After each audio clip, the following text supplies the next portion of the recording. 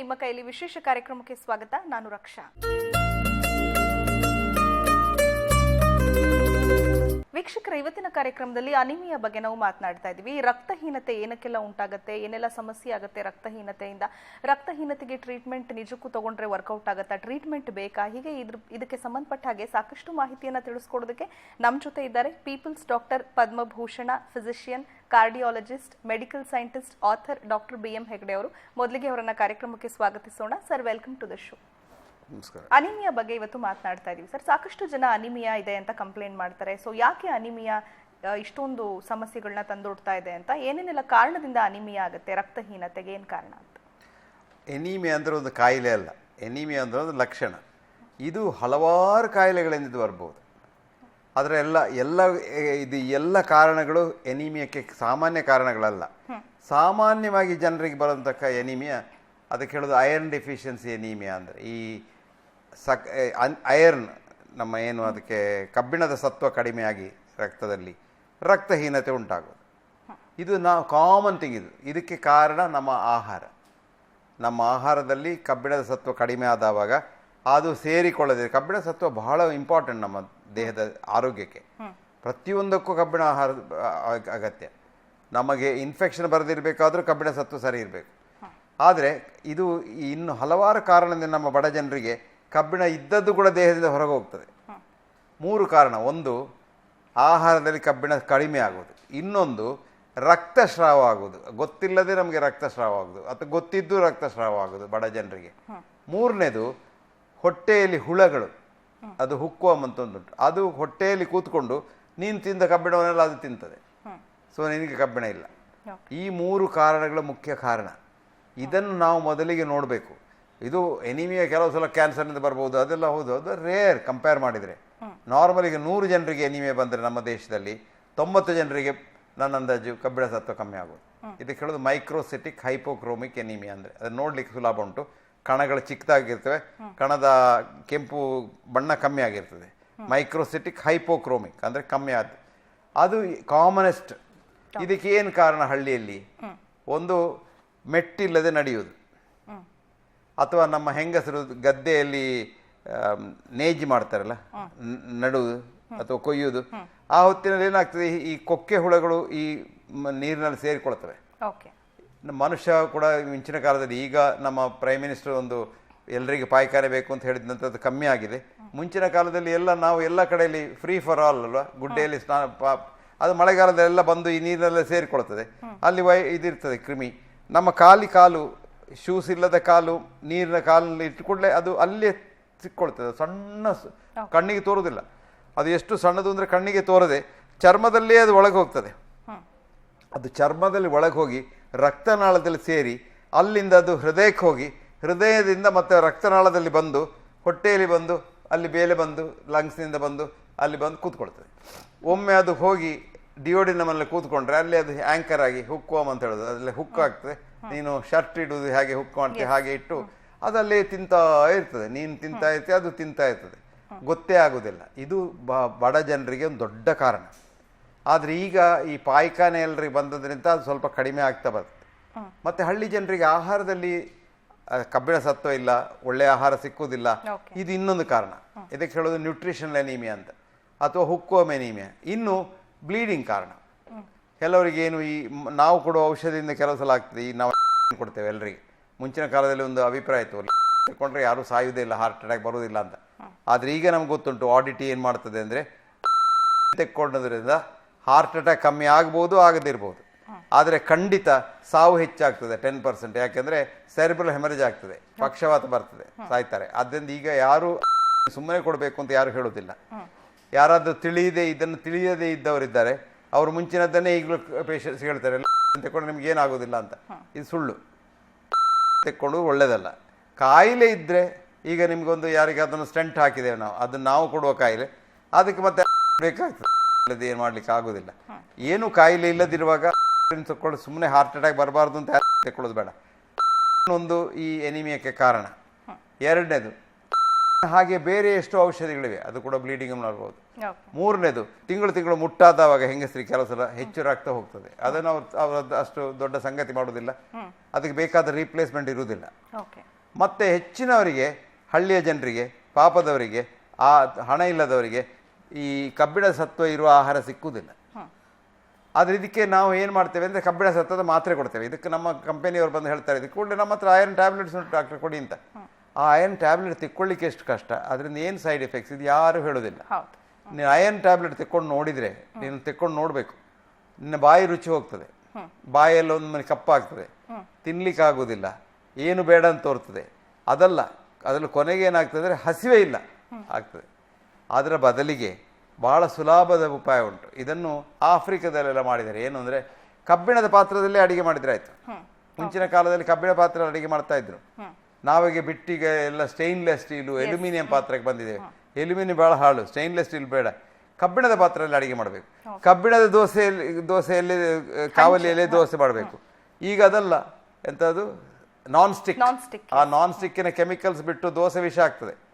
ಅದರಿಂದ ಕಬ್ಬಿಣದಲ್ಲಿ ಸ್ವಲ್ಪ ಮಾಡ್ಲಿಕ್ಕೆ ಕಷ್ಟ ಉಂಟು. ಈ ನಮ್ಮ ಹೆಂಗಸರು ಸ್ವಲ್ಪ ಜಾಗೃತಿ ಇರಬೇಕು, ಅದನ್ನು ಸರಿಯಾಗಿ ನೋಡ್ಕೊಳ್ಬೇಕು. ಹೇಳುವುದಿಲ್ಲ ದೋಸೆ, ಆದರೆ ಸರಿಯಾಗಿ ನೋಡಿಕೊಂಡ್ರೆ ಚೆನ್ನಾಗಿ ಹೇಳ್ತದೆ.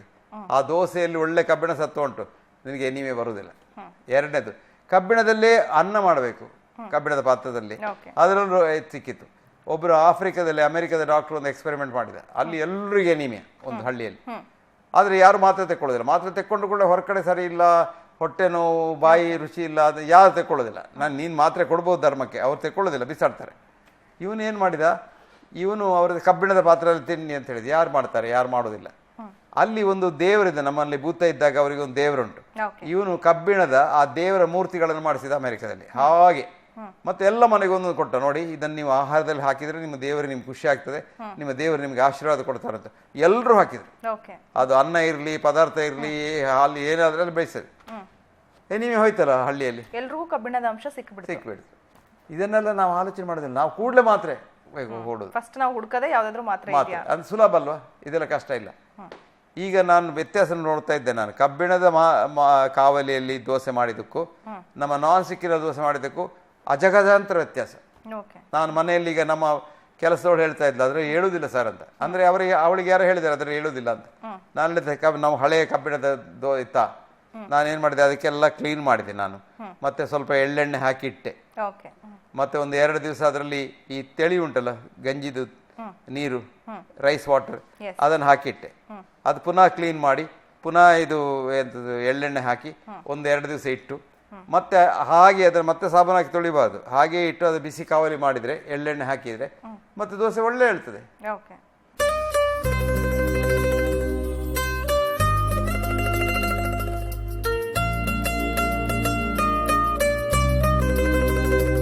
ಸೊ ಕಬ್ಬಿಣ ಸತ್ವ ಒಂದು ಇದ್ರೆ ಒಳ್ಳೇದು. ಮತ್ತೆ ಮದ್ದು ಬೇಕಿದ್ರೆ ಉಂಟು, ಕಬ್ಬಿಣ ಇಂಜೆಕ್ಷನ್ ಕೊಡ್ಬೋದು, ಕಬ್ಬಿಣ ಸತ್ವ ಕೊಡ್ಬೋದು, ಏನು ಕೊಡ್ಬೋದು, ಅಥವಾ ರಕ್ತನೇ ಕೊಡ್ಬೋದು, ರಕ್ತ ಕಮ್ಮಿ ಇದ್ರೆ. ಆದ್ರೆ ನಮ್ಮ ಜನ ಏನಾಗಿದೆ ಅಂದ್ರೆ, ನಮ್ಮ ಪಾಶ್ಚಾತ್ಯ ಪುಸ್ತಕದಲ್ಲಿ ಬರೀತಾರೆ 9 ಗ್ರಾಮಿಗಿಂತ ಕೆಳಗಾದ್ಕೊಳ್ಳೆ ರಕ್ತ ಕೊಡಬೇಕು, ಅದು ಸರಿಯಾಗುದು. ಇದನ್ನು ಮಾಡುವ ಡಾಕ್ಟರ್ಗಳಿದ್ದಾರೆ. ಆದ್ರೆ ನಾನು ಎಷ್ಟೋ ಪೇಷಂಟ್ಸ್ ನೋಡಿದ್ದೀನಿ ಕಳೆದ 50 ವರ್ಷದಲ್ಲಿ. 4 ಗ್ರಾಮ್ 3 ಗ್ರಾಮ್ ಇದ್ದವರು ಚೆನ್ನಾಗಿರ್ತಾರೆ, ಕೆಲಸ ಮಾಡ್ಕೊಂಡಿರ್ತಾರೆ. ನಮ್ಮ ಜನ ಅದು 4 ಗ್ರಾಮ್ ನಿನ್ನೆ ಇವತ್ತಾಗದ್ದಲ್ಲ, ಅದು ವರ್ಷಕ್ಕೆ ತುಂಬ ಆಗಿತ್ತು. ಅವರಿಗೆ ಅದು ಅಭ್ಯಾಸ ಆಗಿ ಹೋಗಿದೆ. ಅಷ್ಟೇ ಇದರಲ್ಲಿ ಅವರು ಮುಂದೆ ಹೋಗ್ತಾ ಇರ್ತಾರೆ, ಅವ್ರಿಗೆ ಏನಾಗೋದಿಲ್ಲ. ಆದರೆ ಕಮ್ಮಿ ಆದ ಹಾಗೆ ಅವರಿಗೆ ರೋಗ ನಿರೋಧಕ ಶಕ್ತಿ ಕಮ್ಮಿ ಆಗ್ತದೆ. ಆದರೆ ಒಂದು ಒಳ್ಳೆಯ ವಿಚಾರಗಳು ಉಂಟು. ಈ ಸಿವಿಯರ್ ಎನಿಮಿ ಇದ್ದವರಿಗೆ ಹಾರ್ಟ್ ಅಟ್ಯಾಕ್ ಬರೋದಿಲ್ಲ, ಅವರ ಕೊರನರಿ ಆರ್ಟರೀಸ್ ಇಲ್ಲ ಬ್ಲಾಕ್ ಬರೋದು, ದೊಡ್ಡ ದೊಡ್ಡ ಕೊರನರಿ ಆರ್ಟರೀಸ್, ಅವ್ರಿಗೆ ಏನಾಗೋದಿಲ್ಲ. ಹಾಗಾಗಿ ಅದರಲ್ಲೂ ಒಂದು ಒಳ್ಳೆಯದಾಗುವುದುಂಟು. ಹಾಗೆ ಎನಿಮಿಯಾ ಬಹಳ ಕಾಮನ್, ಅದನ್ನು ನಾವು ಮುಖ್ಯ ನೋಡಬೇಕಿದು. ಇನ್ನು B12 ಡೆಫಿಷಿಯನ್ಸಿ ಎನಿಮಿಯಾ ಅಂತ ಉಂಟು, ಅದೊಂದು ಬೇರೆ. ಕೆಲವರಿಗೆ B12 ಇರುವುದಿಲ್ಲ. ಆ B12 ಇಲ್ಲದವರಿಗೆ ಒಂದು ಎನಿಮಿಯಾ, ಅದು ಮ್ಯಾಕ್ರೋಸಿಟಿಕ್ ಎನಿಮಿಯಾ ಅಂತ. ಅಲ್ಲಿ ಸೆಲ್ಸ್ ದೊಡ್ಡದಾಗ್ತದೆ, ಮ್ಯಾಕ್ರೋಸಿಟಿಕ್ ಹೈಪರ್ಕ್ರೋಮಿಕ್, ಅದು ಇನ್ನೂ ಇದಿರ್ತದೆ, ಆದರೆ ಎನಿಮಿಯಾ ಟೋಟಲ್. ಹಾಗಾಗಿ ಅದಕ್ಕೂ ಬೇರೆ, ಅದಕ್ಕೆ B12 ಆಗಬೇಕು, ಇಲ್ಲದೆ. ಇನ್ನು ಫೋಲಿಕ್ ಆಸಿಡ್ ಡೆಫಿಷಿಯನ್ಸಿ ಎನಿಮಿಯಾ ಅಂತ ಉಂಟು, ಅದು ಕೂಡ ಮ್ಯಾಕ್ರೋಸಿಟಿಕ್, ಅದಕ್ಕೆ ಫೋಲಿಕ್ ಆಸಿಡೇ ಕೊಡಬೇಕು, ಇಲ್ಲದಿರ ಸರಿಯಾಗೋದಿಲ್ಲ. ಫೋಲಿಕ್ ಆಸಿಡ್ ಒಂದು ವಿಟಮಿನ್. ಇಂಥ ಎನಿಮಿಯಾಗಳಿವೆ. ಇನ್ನು ಬೇರೆ ಕಾಯಿಲೆಯಿಂದ ಬರುವಂಥ ಎನಿಮಿಯಾ ಇದೆ. ನಿನಗೆ ಕಿಡ್ನಿ ಕಾಯಿಲೆ ಇದ್ರೆ ಎನಿಮಿಯಾ ಬರ್ಬೋದು, ಹಾರ್ಟಿನ ಕಾಯಿಲೆ ಇದ್ರೆ, ಇನ್ಫೆಕ್ಷನ್ ಇದ್ರೆ ಎನಿಮಿಯಾ ಬರ್ಬೋದು, ಮತ್ತೆ ಕ್ಯಾನ್ಸರ್ ಇದ್ರೆ ಎನಿಮಿಯಾ ಬರ್ಬೋದು, ಹಲವಾರು ಕಾರಣಗಳಿಂದ ಎನಿಮಿಯಾ ಬರ್ಬೋದು, ಬ್ಲೀಡಿಂಗ್ನಿಂದ ಎನಿಮಿಯಾ ಬರ್ಬೋದು. ಇದೆಲ್ಲ ಕೂಡ ಎನಿಮಿಯಾವೇ. ಕೊನೆಗೆ ಆಗೋದು ಪೇಷಂಟಿಗೆ ಏನು, ರಕ್ತಹೀನತೆ, ಆ ಶಕ್ತಿ ಕಮ್ಮಿ ಆಗೋದು. ಇದಕ್ಕೆ ಎಲ್ಲ ಕಾರಣ ಮಾತ್ರ ಬೇರೆ ಬೇರೆ ಕಾರಣ. ಅದಕ್ಕೆ ಎಲ್ಲದಕ್ಕೂ ಹೋಗಿ ಒಂದೇ ಔಷಧಿ ಕೊಟ್ಟರೆ ಆಗೋದಿಲ್ಲ, ಕಾರಣವನ್ನು ಸರಿ ಮಾಡಬೇಕು. ಈಗ ಮಹಿಳೆಯರಿಗೆ ಇಂತಿಷ್ಟೇ ಬ್ಲಡ್ ಕೌಂಟ್ ಇರಬೇಕು, ಪುರುಷರಿಗೆ ಇಂತಿಷ್ಟೇ ಇರಬೇಕು ಅಂತ ಏನಾದರೂ ಇದೆಯಾ? ಹಾಗೇನಿಲ್ಲ, ಅದು ಆವರೇಜ್ ಅಮ್ಮ, ಅದೆಲ್ಲ ಆವರೇಜ್, ನಾರ್ಮಲ್ ಅಂತ ಇಲ್ಲ. ಸಾಧಾರಣ ಒಂದು 13 ಇದ್ರೆ ನಮ್ಮ ಮಹಿಳೆಯರಿಗೆ ಸಾಕು, 13-14 ಇದ್ರೆ ಪುರುಷರಿಗೆ ಸಾಕು. ಅದು ಹೇಳಿದ ನಂತರ ಇನ್ನೂ ಹೇಳಬೇಕು ನಾನು, ಇದರಿಂದ ಹೆಚ್ಚಿಗೆ ಹಿಮೋಗ್ಲೋಬಿನ್ ಇದ್ರೆ ಒಳ್ಳೇದಲ್ಲ, ರಕ್ತ ದಪ್ಪ ಆಗ್ತದೆ. ಹಾಗಾಗಿ ಅದು ಒಂದು ಕಾಯಿಲೆ. ಹಾಗಾಗಿ ತುಂಬ ಬೇಡ, ಆದಷ್ಟು ಕಡಿಮೆ ಇದ್ರೆ. ಮತ್ತೆ ತುಂಬ ಹೆಚ್ಚಿದ್ರೆ ಆವಾಗ ರಕ್ತ ಕೊಟ್ಟರೆ ಒಳ್ಳೇದು ಗಂಡಸರಿಗೆ ಕೂಡ, ಯಾಕಂದ್ರೆ ಅದು ಹೆಚ್ಚಾದ್ರೆ ಹಾರ್ಟ್ ಅಟ್ಯಾಕ್ ಬರೋ ಚಾನ್ಸ್ ಹೆಚ್ಚಿಗೆ. ಅದಕ್ಕೆ ಹೇಳಿದೆಲ್ಲ, ಎನಿಮಿಯಾ ಇದ್ರೆ ಹಾರ್ಟ್ ಅಟ್ಯಾಕ್ ಬರೋದಿಲ್ಲ ಅಂತ. ಡಾಕ್ಟರ್, ಹಾಗೆ ನೀನು ಚಿಕ್ಕ ಮಕ್ಕಳಲ್ಲೂ ಕೂಡ ಅನಿಮಿಯಾ, ರಕ್ತಹೀನತೆ ಮೆಡಿಸಿನ್ಸ್ ಗಳನ್ನ ತಗೋತಾ ಇದ್ದಾರೆ. ಪರ್ಯಾಯವಾಗಿ ಅವರು ಯಾವ ತರ ಅವರು ರಕ್ತವನ್ನ ವೃದ್ಧಿಪಡಿಸ್ಕೋಬಹುದು ಅಂತ? ಅಲ್ಲ, ಯಾವ ಕಾರಣ ಏನು ಅಂತ, ಈಗ ಮಕ್ಕಳಲ್ಲಿ ಕಾರಣ ಇಲ್ಲದೆ ಬರೋದಿಲ್ಲ. ಕಾಮನೆಸ್ಟ್ ಕಾಸ್ ಆಫ್ ಎನಿಮಿಯನ್ ಮಕ್ಕಳಿಗೆ ಹುಕ್ವಾಮ್. ಹಾಗಾಗಿ ಅದನ್ನು ಪರೀಕ್ಷೆ ಮಾಡಿ ಆ ಹುಳವನ್ನು ತೆಗೆದ್ರೆ ಆಯ್ತು. ಈಗ ಡಿವಾರ್ಮಿಂಗ್ ಬಹಳ ಸುಲಭ, ಅದು ಹೋಗ್ತದೆ. ಆದರೆ ಅದನ್ನು ಒಮ್ಮೆ ತೆಗೆದು ಬಿಟ್ಟರೆ ಆಗಲಿಲ್ಲ, ಪುನಃ ಬರಬಾರ್ದಲ್ವ. ಹಾಗೆ ಬರದ ಹಾಗೆ ನೋಡ್ಕೊಳ್ಬೇಕು, ಪಾಯ್ಖಾನೆ ಮಾಡಬೇಕು, ಮತ್ತೆ ಎಲ್ಲೆಲ್ಲಿ ಹೋಗಿ ಊಟ ಮಾಡಬಾರ್ದು, ಊಟ ಮಾಡುವ ಮೊದಲು ಕೈ ತೊಳ್ಕೊಳ್ಬೇಕು, ಮತ್ತೆ ಬರೀ ಕಾರ್ನಲ್ಲಿ ಎಲ್ಲಿಗೆ ಹೋಗಬಾರ್ದು, ನಡ್ಕೊಂಡು ಹೋಗಬಾರ್ದು ಅಂತ. ಆದರೆ ಇನ್ನೂ ಒಂದು ಇದರಲ್ಲಿ ಹೇಳ್ತೇನೆ, ಇದೆಲ್ಲ ಹೇಳಿದ ನಂತರ ನಿಮಗೊಂದು ಗುಟ್ಟು ಹೇಳಬೇಕು. ಈ ಹುಳಗಳೆಲ್ಲ ಹೊಟ್ಟೆಯಲ್ಲಿ ಇದ್ರೆ ನಮ್ಮ ಇಮ್ಯೂನ್ ಸಿಸ್ಟಮ್ ಹೆಚ್ಚಾಗಿ ಒಳ್ಳೇದಾಗ್ತದೆ. ಹುಳಗಳಿದ್ರೆ ನಾವು ಮುಂಚಿನ ಕಾಲದಲ್ಲಿ ನಾವೆಲ್ಲ ಚಿಕ್ಕದಿರುವಾಗ ನಾವು ಪಾಯ್ಖಾನೆಗೆ ಹೋದ್ರೆ ವಿಶೇಷ ದೊಡ್ಡ ಹುಳ ಬರೋದು, ರೌಂಡ್ ವಾಮ್ ಅಂತ, ಮುದ್ದಾಗಿ ಅದು ಹಾವಿನ ಹಾಗೆ ಎಲ್ಲ ಹೊರಗೆ ಬರ್ತದೆ. ಈಗ ಅದಿದ್ರೆ ಎಷ್ಟೋ ಕಾಯಿಲೆಗಳಿಗೆ ಅದು ಬಹಳ ಒಳ್ಳೆಯದು, ಅದರಿಂದ ಕಾಯಿಲೆಗಳನ್ನು ತಡೆಗಟ್ಟುತ್ತದೆ ಅಂತ ನಮ್ಗೆ ಗೊತ್ತಾಗಿದೆ. ಅದಕ್ಕೆ ಅಮೆರಿಕದಲ್ಲಿ ಈ ಹುಳಗಳ ಇದನ್ನು ಮೊಟ್ಟೆಯನ್ನು ಮಾರ್ತಾರೆ ಸಣ್ಣ ಶೇಷೆಯಲ್ಲಿ. ಯಾವ ಹುಳ ಒಂದು $5 ಕೊಟ್ಟರೆ ನಿಮಗೆ ರೌಂಡ್ ವಾಮ್ಸ್ ಹುಳ, ಅದನ್ನು ತೆಕ್ಕೊಂಡ್ರೆ ಆಯ್ತು. ಒಂದು ತೆಕ್ಕೊಂಡ್ರೆ ನೀವು ಹೊಟ್ಟೆಯಲ್ಲೆಲ್ಲ ಹುಳ ಆಯಿತು, ಅದನ್ನ ಇಮ್ಯೂನ್ ಸಿಸ್ಟಮ್ ಮೇಲೆ ಮಾಡ್ತದೆ. ಅಂದರೆ ನಮ್ಮ ಎಲ್ಲ ಇಮ್ಯೂನ್ ಸಿಸ್ಟಮ್ ಇರೋದು ಕ್ರಿಮಿಗಳಿಂದ ಹೊಂದಿಕೊಂಡು. ನಮ್ಮ ಹೊಟ್ಟೆಯಲ್ಲಿ ಇಂಥ ಕ್ರಿಮಿಗಳಿದ್ದರೆ ನಮ್ಮ ಇಮ್ಯೂನ್ ಸಿಸ್ಟಮ್ ಬಹಳ ಗಟ್ಟಿ. ಹಾಗಾಗಿ ಎಲ್ಲದರಲ್ಲೂ 2 ಮುಖ ಇದೆ ಅಮ್ಮ, ಇದನ್ನು ನಾವು ಹೇಳುವುದಿಲ್ಲ. ನಾವು ಒಂದೇ ಮುಖವನ್ನು ಹಿಡ್ಕೊಂಡು ಹೋಗ್ತೇವೆ. ಈ ಎಲ್ಲದರಲ್ಲೂ ಒಂದು ಪ್ಲಸ್ ಮೈನಸ್ ಇದೆ. ಆದ್ದರಿಂದ ಎನೀಮಿಯಾ ಕೂಡ ಅಷ್ಟೊಂದು ಹಾಳೊಂದು ವೈರಿ ಅಂತ ನಾನು ಹೇಳುವುದಿಲ್ಲ, ಅದರಲ್ಲೂ ಕೆಲವು ಲಾಭಗಳಿವೆ. ಆದರೆ ನಾವೆಲ್ಲ ನಾನು ದಷ್ಟಪುಷ್ಟನಾಗಿರಬೇಕು, ನನ್ನ ಎಲ್ಲ ರಿಪೋರ್ಟ್ ಸರಿ ಇರಬೇಕು. ಕೆಲವರು ಇದ್ದಾರೆ, ನಾವು ರಿಪೋರ್ಟ್ ಸ್ವಲ್ಪ ಹತ್ತಲಾಗಿತ್ತಲಾಗಾದ್ರೆ ಅವ್ರು ರಾತ್ರಿಯಲ್ಲಿ ನಿದ್ರೆ ಬರೋದಿಲ್ಲ. ಆ ರಿಪೋರ್ಟನ್ನು ನೋಡಬಾರ್ದು. ನಾನೇನು ಹೇಳೋದು, ನಿಮಗೇನಾಗಿದೆ ಅದು ಮುಖ್ಯ. ನೀವು ಆರೋಗ್ಯದಲ್ಲಿದ್ದೀರಾ, ನೀವು ಕೆಲಸ ಮಾಡ್ತೀರಾ, ನೀವು ಹೇಳ್ತೀರಾ, ಹುರುಪುಂಟ, ಕೆಲಸಕ್ಕೆ ಹೋಗ್ತೀರಾ, ಎಲ್ಲ ಇದ್ರೆ ಮತ್ತೆ ಯಾಕೆ ಇದ್ದೀರ ತಲೆ ಬಿಸಿ ಆ ರಿಪೋರ್ಟಿಗೆ? ಆ ರಿಪೋರ್ಟಿಗೆ ತಲೆ ಬಿಸಿ ಮಾಡಿಕೊಂಡು ಎಷ್ಟೋ ಏನೇನೋ ಔಷಧ ತೆಕ್ಕೊಂಡು ಏನೇನೋ ಅನ್ಯಾಯ ಮಾಡ್ಕೊಳ್ಳೋರಿದ್ದಾರೆ. ಹಾಗಾಗಿ ರಕ್ತಹೀನತೆ ಅಂದರೆ ಒಂದು ಕಾಯಿಲೆ ಅಲ್ಲ. ರಕ್ತಹೀನತೆಗೆ ಹಲವಾರು ಕಾರಣಗಳಿವೆ. ರಕ್ತಹೀನತೆ ಬಂದಾವಾಗ ರಕ್ತ ಕೊಡಬೇಕು, ತುಂಬ ಕಡಿಮೆ ಆದರೆ ರಕ್ತ ಕೊಡ್ಬೋದು, ಇಲ್ಲದೆ ರಕ್ತ ಕೊಡೋದು ಒಳ್ಳೆಯದಲ್ಲ. ಯಾಕಂದರೆ ಇನ್ನೊಬ್ಬರ ರಕ್ತ ಕೊಟ್ಟರೆ ಎಷ್ಟೋ ಅದರಿಂದ ಕಷ್ಟಗಳು ಬರ್ಬೋದು. ಪಾಶ್ಚಾತ್ಯ ಪುಸ್ತಕದಲ್ಲಿ ಹೇಳಿದ ಹಾಗೆ ಎಲ್ಲ ರಕ್ತ ಕೊಡಬೇಕು, 9 ಗ್ರಾಮಿಗೆ ಕಡಿಮೆ ಆದರೆ 8 ಗ್ರಾಮಿಗೆ ಕಡಿಮೆ ಆದರೆ ಇಲ್ಲ. ನಮ್ಮಲ್ಲಿ 2-3 ಗ್ರಾಮಿನವರು ಕೂಡ ಇದ್ದಾರೆ, ಅದು ನಿಧಾನದಲ್ಲಿ ಹೆಚ್ಚಾಗ್ತದೆ, ಅದಕ್ಕೆ ಬೇಕಾದ ಔಷಧಿ ಕೊಡ್ಬೋದು. ಆದರೆ ಅದರೊಟ್ಟಿಗೆ ಪೌಷ್ಟಿಕ ಆಹಾರ ಮತ್ತು ಅವರಿಗೆ ಒಂದು ಇರ್ಲಿಕ್ಕೆ ಒಳ್ಳೆ ಜಾಗ, ಒಂದು ಮನೆಯಲ್ಲಿ ಒಂದು ಪಾಯ್ಖಾನೆ, ಇದೆಲ್ಲ ಇದ್ದರೆ ಈ ಹುಕ್ವಾಮ್ಸ್ನಂಥ ಶಾಪಗಳು ಕಮ್ಮಿ ಆಗುತ್ತೆ. ಡಿವಾರ್ಮಿಂಗ್ ಮಾಡಿಸ್ಬೋದಾ ಡಾಕ್ಟರ್ ಹಾಗಾದ್ರೆ ಮಕ್ಕಳಿಗೆ ಅಂತ? ರೆಗ್ಯುಲರ್ ಮಾಡಬಾರ್ದು, ವರ್ಮ್ ಇದ್ರೆ ಮಾತ್ರ ತೆಗಿಬೇಕು. ಯಾಕೆ ಇಲ್ದಿದ್ರೆ ಯಾಕೆ ಡಿವಾರ್ಮ್ ಮಾಡೋದು? ಡಿವಾರ್ಮಿಂಗ್ ಸುಮ್ಮನೆ ಮಾಡಬಾರ್ದು. ಓಕೆ, ಸೊ ಏನೇನು ಸಮಸ್ಯೆ ಆಗುತ್ತೆ ಈ ಅನಿಮಿಯಾ? ತುಂಬಾ ರಕ್ತ ಕಡಿಮೆ ಆದರೆ, ರಕ್ತಹೀನತೆ ಉಂಟಾದರೆ ಏನೆಲ್ಲ ಹೆಲ್ತ್ ಇಶ್ಯೂಸ್ ಆಗುತ್ತೆ ಅಂತ? ಒಂದು, ಶಕ್ತಿ ಇಲ್ಲ, ಕೆಲಸ ಮಾಡಲಿಕ್ಕೆ ಶಕ್ತಿ ಇಲ್ಲ. 2ನೇದು ಹಾರ್ಟಿಗೆ ಸ್ಟ್ರೈನ್ ಆಗ್ತದೆ, ಹಾರ್ಟ್ ಹೆಚ್ಚು ಪಂಪ್ ಮಾಡಬೇಕಾಗ್ತದೆ. 3ನೇದು ರೋಗ ನಿರೋಧಕ ಶಕ್ತಿ ಕಮ್ಮಿ ಆಗ್ತದೆ. 4ನೇದು ಏನಾದರೂ ಇನ್ನು ಕಾಯಿಲೆಗಳು ಬಂದರೆ ಇದು ಅದನ್ನು ಕಷ್ಟ ಮಾಡ್ತದೆ ಹೆಚ್ಚಿಗೆ, ಇದೊಂದು ಕಾಂಪೌಂಡಿಂಗ್ ಫ್ಯಾಕ್ಟರ್ ಆಗ್ತದೆ. ಸೊ ಇಂಥ ಎಲ್ಲ ಪ್ರಕ್ರಿಯೆಗಳು ಈ ಎನಿಮಿಯಾದಿಂದ ಬರ್ಬೋದು.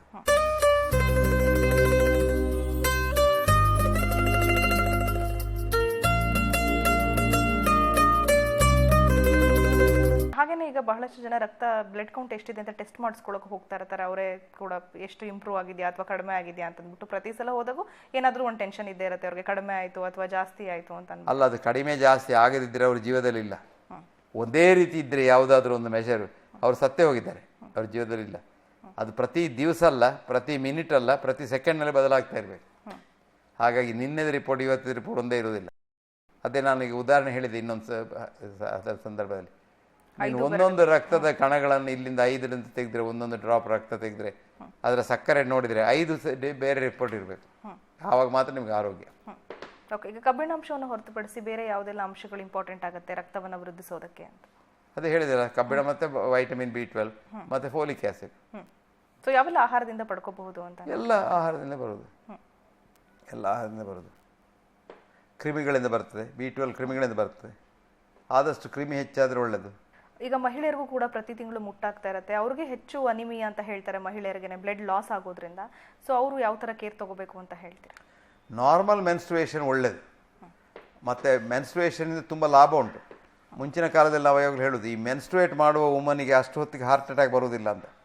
ಅದಕ್ಕಾಗಿ ಗಂಡಸರಿಗೆ ಕೂಡ ಅದು ಅಂಥದ್ದೇ ಒಂದು ಲಾಭ ತಿಳ್ಕೊಳ್ಳಿಕ್ಕೆ ಅವರು 2 ತಿಂಗಳಿಗೆ ಒಮ್ಮೆ 3 ತಿಂಗಳಿಗೆ ಒಮ್ಮೆ ರಕ್ತ ದಾನ ಮಾಡ್ಬೋದು. ಅದು ಬಹಳ ಒಳ್ಳೆಯದು ಅಂತ. ರಕ್ತದಾನ ಮಾಡಿದಷ್ಟು ಹಾರ್ಟ್ ಅಟ್ಯಾಕ್ ಕಮ್ಮಿ ಆಗ್ತದೆ.